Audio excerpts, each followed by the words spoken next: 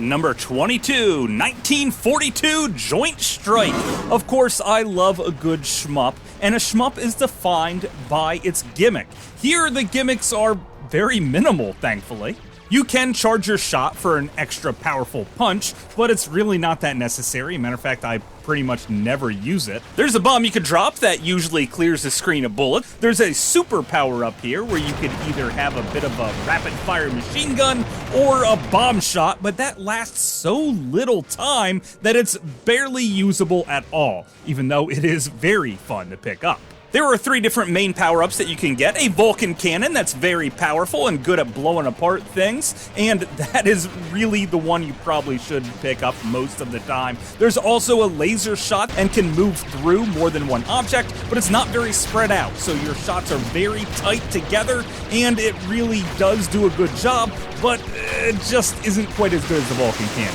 And there's a Spreadshot that also is really good at blowing apart everything on the screen, and it fires a bit slower and is quite powerful, but usually have to move in close to get to that massive PowerPoint shot. But also another small downside to the Spreadshot is the fact that sometimes mines will be on the screen, and if you blow them up when you don't want to, well then, they will fire projectiles at you, which will lead you to be killed very quickly. There are also 3 different types of airplanes that you can choose from. One very quick and maneuverable, but is quite weak. Another one is very slow, but packs a massive punch, but if you can't outrun the enemies on the screen, you're gonna die really quick. And then there's the one in the middle that is clearly the best, because you're very maneuverable, and you can also blow a whole lot of stuff up. If you want to beat the game, chances are this is your best plane to do it. You do have one more trick up your sleeve. As you blow apart your opponents, you earn missiles, which you can then use for some of the harder to kill enemies in the game. I recommend not saving these up for the main bosses here, because they're really useful at picking apart the little peons that you'll come across before you get to the big bosses. You also can't earn extra ones when you're at the boss battles themselves, so saving them is almost completely useless.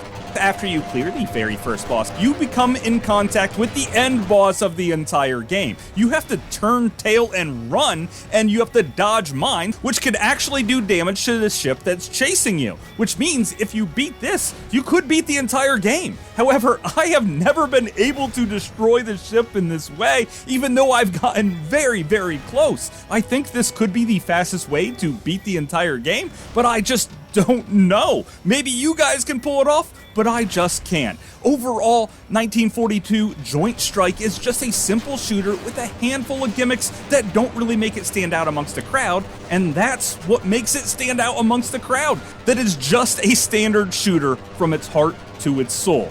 And that's what makes it one of the best Xbox arcade titles that are out there. But of course, that's just my opinion. Thanks for watching.